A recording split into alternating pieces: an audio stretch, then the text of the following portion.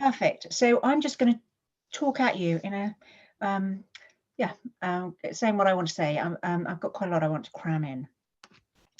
So firstly, just to mention, I've got no conflicts of interest. I do lots of things, but I'm kind of do them for fun. I didn't mention those in work-life balance, but it's really nice to do things that you feel are doing for other the wider community. It makes you feel good. It releases serotonin, and I'm only paid by East Sussex Healthcare NHS Trust for any work. Just a little advert. I work down here in the bottom right hand corner of England, and it is lovely. I just went out for a cycle ride over the lunch hour. How about that? It's just lovely. So do come and work here. Lots of foundation jobs and consultant jobs. And this is I am very important. I've just put this up. So I was elected onto the Council of the Royal College of Surgeons. If this was an interactive session, I'd be saying, how do you think I got there? But since it isn't, I'll just tell you the answer. Basically, you write 100 words saying why you think you'd be good, and you write them on the appropriate form and get the appropriate people to countersign them, and you send it in January. And every January, some people come off their term of office, and there's an election in April, and you get elected in or you don't. So I'm elected in, and that was great. But actually, someone I've been talking to recently about things that you can stand for and be elected for are more likely to be more diverse than things that you're appointed for. So, for example, the Royal College of Surgeons of England is quite often asked to provide somebody on some body, you know, I don't know, the coronavirus discussion group, for example, and they will pick the person they think would be good from their experience, but they don't always pick the people who they don't notice, if you see what I mean. So people who are elected are often more diverse than appointed. So this is orthopedics. Basically, if something's broken, you fix it, and it is lovely. Or if it's not broken, you don't fix it. Or if the patient doesn't want the operation, then you don't do it. You talk to the patient about their lifestyle and all that stuff, and it is absolutely lovely. You actually don't need to be perfect. What you need to do is be persistent and practice. Practice is really good. And I would recommend any medical students that are hanging around trauma and orthopedics to find out what kits you use. So there'll be a company like Smith & Nephew or Stryker or Dupuy that provides the kit for the operation, say all the trauma kit. And then if you look up on their website, you find the operating manual, and you find out that you use the blue drill and then the grey drill, or that you measure, if it's in between sizes, you go for the size below. It's all actually step. And if you're then in the room, you understand what's happening and you can be much more a part of it. So I do recommend that as a little tip. Just a refresher for the medical students who haven't done orthopedics yet. All bones heal in 6 weeks, and all we do is put them in the right place, and then we take the credit when it all goes well. You reduce the fracture, hold the fracture, and rehabilitate the patient. And that's kind of trauma. Joints are where two bones meet, and you often have problems with joints. And we've got various options with operations of fixing, replacing, fusing, fixing it together, or cutting out the joint altogether. And it's actually fairly standardized. It's menu, cookbook. You can see, we hardly ever do joint replacements of the ankle, for example, because you need some stability. So if someone's got an arthritic ankle, you'd fuse it. So it's just an idea of actually common things are common, and there's a limited number of things. It's a finite number you have to learn. And when you're examining, it's looking, feeling and moving, but also seeing if the joint's stable and assessing, then clerking the patient, working out why they want something done or if it's the right thing to do. And that's just, it's lovely. You can, talk to patients for ages. We've talked about some of these numbers already. There traditionally haven't been enough women doing trauma and orthopedics. So this is what that means. This was me as a SHO on a course. I'm the one at the front if I had loads of slip-on dresses so that I wouldn't miss the ward round. Ria Liang was talking earlier about all the discussion that goes on in the gents, but I'd have a slip-on dress and a slip-on shoes, and that one I had lots of flowery patterns, so it didn't show the I'm going to say plaster, just you know, for the detritus of running around being an SHO, should we say. But that's what it was like in those days, and you just got on and did the exams and got through. That's what for me it was like. But this is the 1990s, and in my view, the biggest impact on surgery came in 1999 when the National Confidential Inquiry into post-operative outcome, patient outcome and death reported who operates when. You can look this up. And basically it said that kind of most emergency operations were done out of hours, or the ones who started out of hours had a poorer outcome. And 41% started out of hours, although probably if you include some of the weekend daytime working, it was probably over 50%. But anyway, we were doing a lot of emergency operating out of hours, and this said patients had a worse outcome.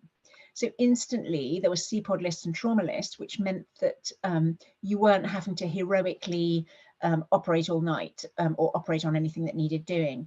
And for me, this is absolutely critical, because it means that the patient's put on the list for 8 or 9 o'clock the next morning, or, you know, during the day. And it means that there's the team there to operate with. You're not having to be heroic. And I think in the old days, you did have to be quite, you know, gung-ho and old-fashioned surgeon-ish, but you don't anymore. But there's a lot of people who haven't caught up with that. So actually most surgery is absolutely lovely and repetitive, and you learn your skill and you do it. It's less dependent on one person. You can ask the team. You know, this is stuff that's all happened before. We've got a lot of shorter stays, so you don't have to be on call for days following up the patient you operated on. There are actually fewer complications and people working according to protocols, and that's got a lot better in my career and this century. Someone was asking about hospital specialties. There are 10 surgical specialties. This slide is from before vascular surgery was added as a specialty.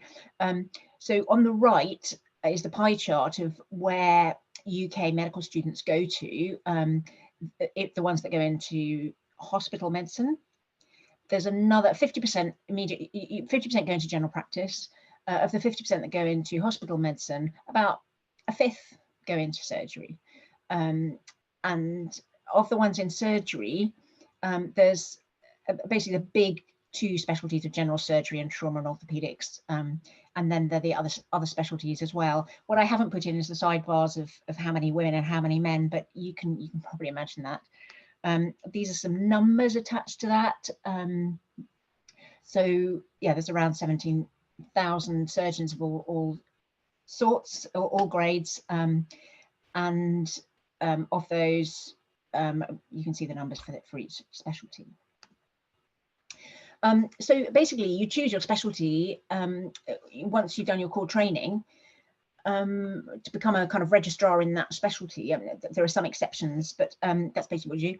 And you choose it on what you want to do. Do you want big operations, little operations? Have you got a big attention span? Do you want really complicated, heroic stuff, or working with a big team? Or do you want to just quietly get on with stuff that, you know, you enjoy doing? Do you want to be a big centre, small centre? Just think about it, because it's kind of it's kind of everything else about kind of how you think and function. And, you know, do you want plumbing or carpentry, essentially? And do you want to deal with a lot of cancer? There are some specialties that are an awful lot of cancer work, and actually they do great work. And I understand more patients are cured of cancer by surgery than by chemotherapy, but obviously we can have that discussion another time. It's there's all sorts of stuff to consider for choosing your career.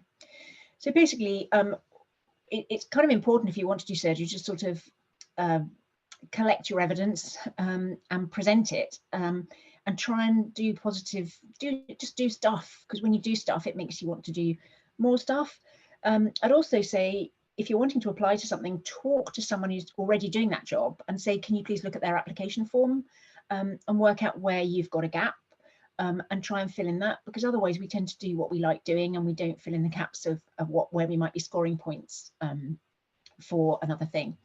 The other thing I'd recommend, at any stage of your career, particularly at more senior levels, is make an appointment to go see someone. And people always kind of go, oh, how do you get a mentor or something? But actually you don't always need a mentor, and the mentor doesn't need to be female. Sometimes if you say, could I make an appointment with you to sit down in your office and talk about surgical training, someone will do that for you. And, or, you know, you can talk to them. If somebody, say a consultant you want to talk to, you can try that, because if they're in a one-to-one with you, they might give you some tips, techniques, advice, listen, redirect your ideas, that kind of thing. It's actually really helpful, and a one-off thing might be really useful, rather than feeling you necessarily have to have an ongoing mentorship relationship. The other tip I'm going to say now, if you're applying for higher jobs, you know, head of School of Surgery or training program director or something, is when they advertise, have your CV ready, and when they advertise the job, ask the people about it, ask the dean if you can go and meet with them or have a telephone conversation with them about what they want out of the job.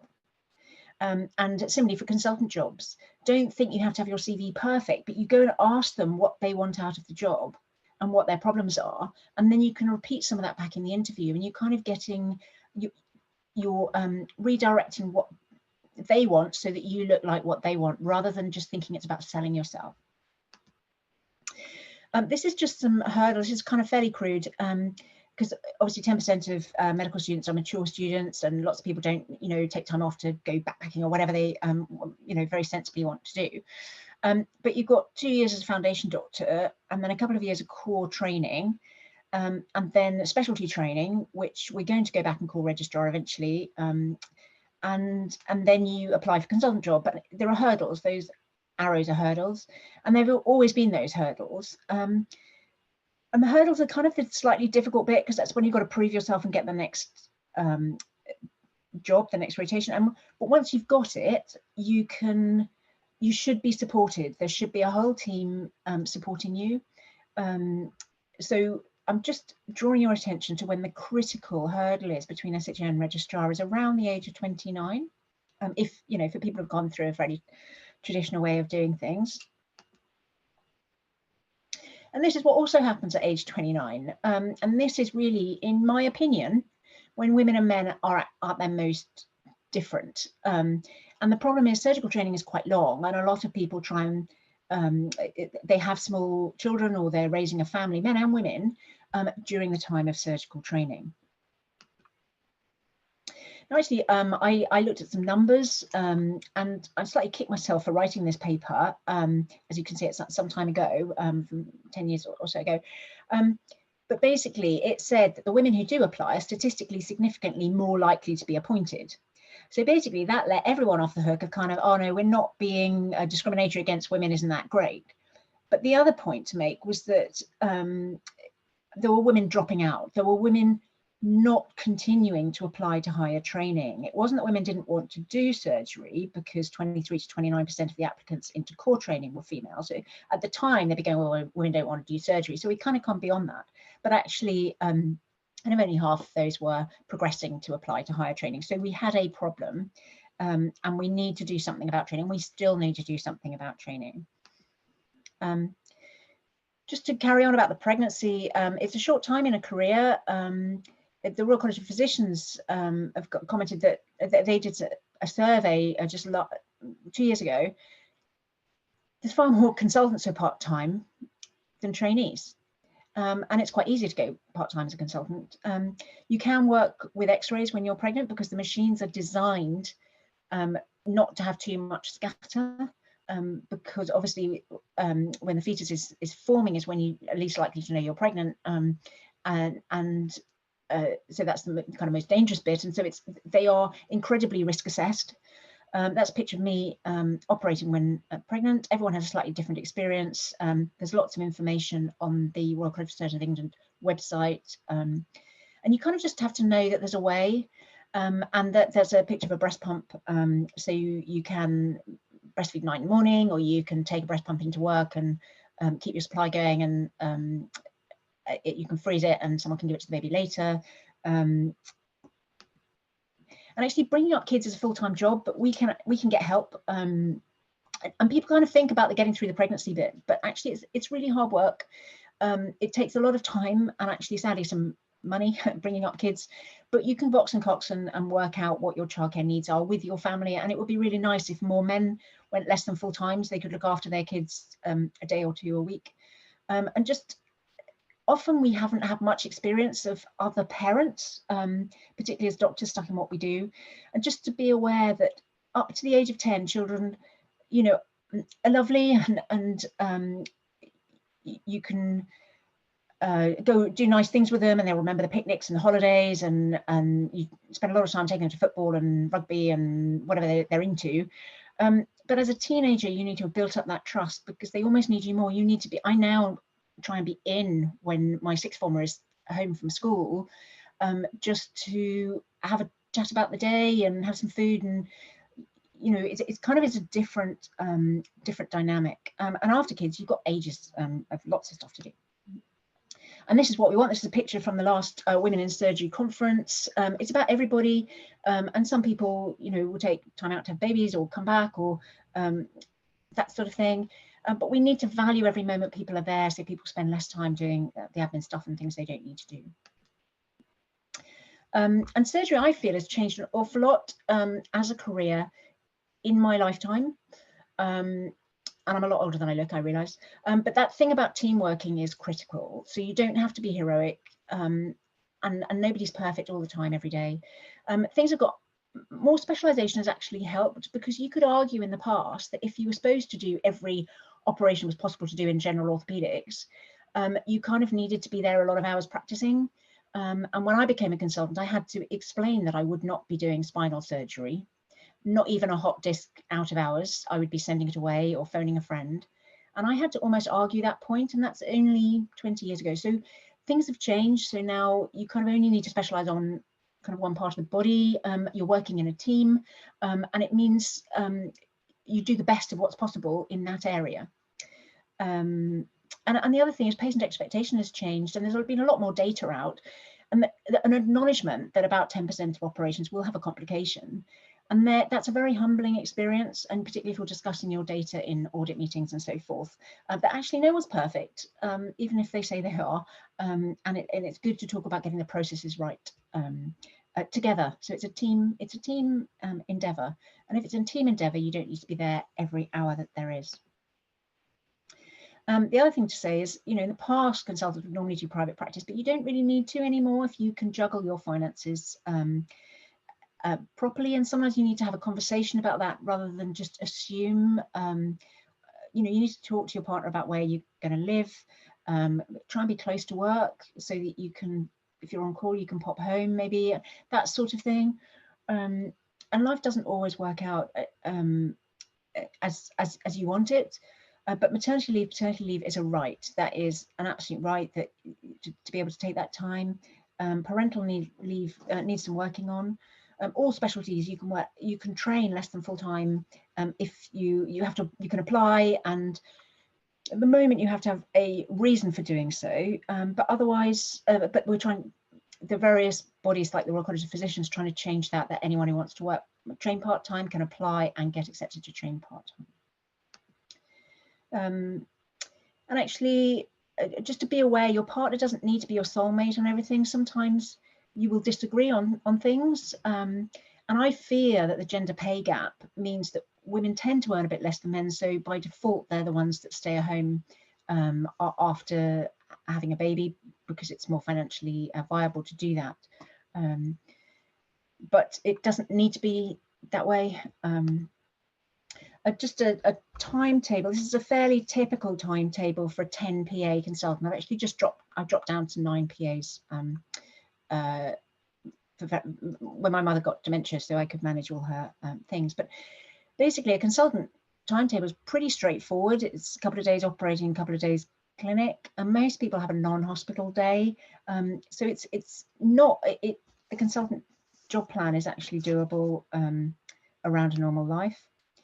Now I just want to talk about women in surgery. It was originally called Women in Surgical Training, and this was the first picture from our big meeting at the Royal College of Surgeons in about 1992. I've circled me and Professor Farah Bhatti, who's now chair of Women in Surgery. It was changed to Women in Surgery a few years ago. It's free to join. You just just join it, and you get newsletters and support really.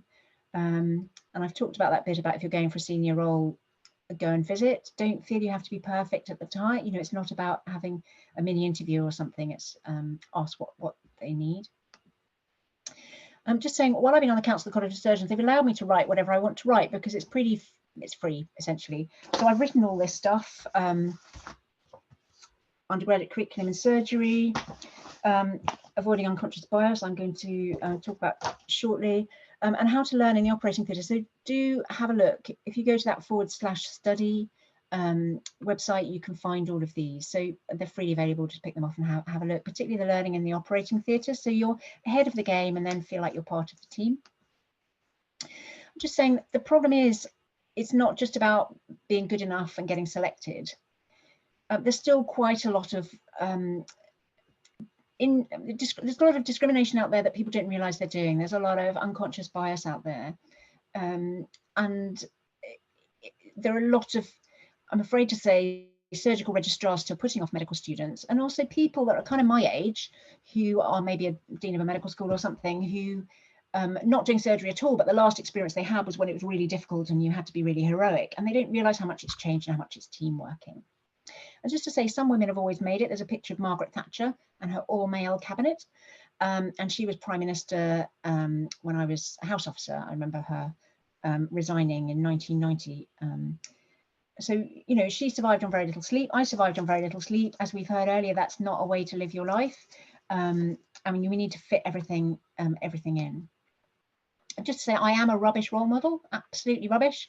And this is Miranda, who, that's when she was a registrar on my firm, when she was a part-time registrar, and she's got 2 kids, and she's it's so lovely. She's applied back to Eastbourne, and she was appointed as a consultant about 5 years ago, and she's a full-time consultant because, as I've explained, that's quite a nice job, and she's great, and it's fantastic to have her as a colleague. And actually, when you're looking at kind of, people aren't perfect every day. There's a lot of divorce, there's a lot of people trying to manage elderly parents, kids, difficulties with pregnancy. If people delay thinking they'll wait till they're a consultant to have a baby, IVF only has a 14% success rate with your own eggs age 40. Admittedly, most people get a consultant job before then, but you know, with more mature students and so forth, that's not set in stone. So just to be aware, life goes on, and you've got to squeeze everything into 168 hours a week. And so again, as I said, I wrote this avoiding unconscious. Well, I didn't write it. I had a whole committee, and we wrote it together. But quite a lot of people get treated badly in the NHS because they don't kind of realise how they're perceived, and some of them need training in what not to say, that what they think is a compliment is not a compliment, and that they shouldn't say the first thing that comes into their head. And sometimes we need to say, you know, even if somebody is doing their job, you know, the ward clerk or the scrub nurse or something, we need to do the saying please and thank you and planning ahead. And if there's a problem, have a safety discussion and say, oh, we need to stop this now and do this, blah, blah, blah. And then afterwards, if necessary, go back and explain and have a reflection on it. And if we're training other people, we need to feedback on the task, not make it personal. We need to say, you know, you haven't done this. What we expected was this, and what we got was this. What do you think? Rather than, oh, you're so stupid, oh, you always do this, oh, you shouldn't, you know, all that sort of thing. And the Vanderbilt cup of coffee, you can look up if there's somebody who's doesn't realize how badly they're coming across. Sometimes they need somebody they respect, a peer, another consultant, matron, someone like that, taking them aside and going, are you okay? You were a bit harsh back there, or something of that sort. So I think I've covered that. Sometimes we've got to fake it. Sometimes you see someone that doesn't look like they should be in that role, and you actually need to be more supportive, in my view. We need to give people that don't look like they should be there more support, extra respect, and succession plan. Think about, you know, should they be a chair? I've got stuff in here about how to be a chair of an organisation, a chair of a committee, for example, how we should choose people better than we've done in the past.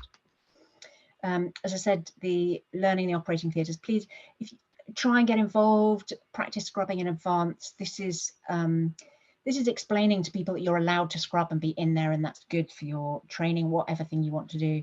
This is just about the undergraduate curriculum in the sections of knowledge, skills and attitudes. So again, look that up, because otherwise you might get stuck in a quite super specialized area of surgery, and it's quite nice, I feel, I mean, I rate it 2, I would say so, to kind of grounding, set, you know, what is really important, rather than if this is just something that's kind of a bit specialized. And yeah, although I wrote it, obviously it was a committee and a team, and I was leading it, and then I got a lot of medical students to populate all the learning objectives, so I'm very grateful for that help with that. There's not enough time to talk about this, but I'm just saying, I like putting this in because it's about, you know, putting, we're a doctor first and a surgeon second, and there's more of that. We're now allowed to say that a little bit more, and I was lead author for this, about how we can reduce the risk of common conditions. And if you're interested in that side of thing, movingmedicine.ac.uk has some fantastic kind of 1-minute training things on how to talk about getting active in a 1-minute conversation, for the public who are much less motivated than we are when we're talking to patients. Now, some very, very personal stuff.